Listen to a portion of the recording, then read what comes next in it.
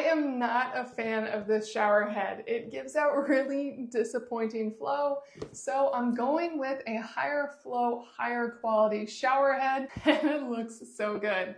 It's way larger than our current shower head, and it has options that I can twist through, so I can do different flow directly from the shower head. And it's even a beauty from the back. It has the Kohler on the back, not the front, and it just looks great all around, which I really appreciate, as when I come in my bathroom, I will see the side of this, so it's nice that it's a pretty side.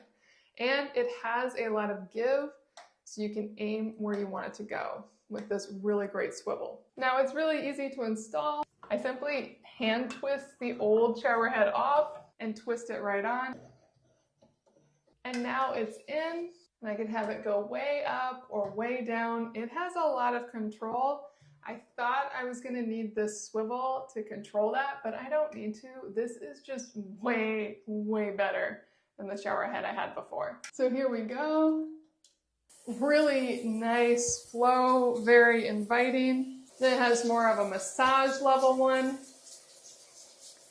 And finally, it has this great kind of mist one that looks really, really nice. I am really impressed and definitely recommend this.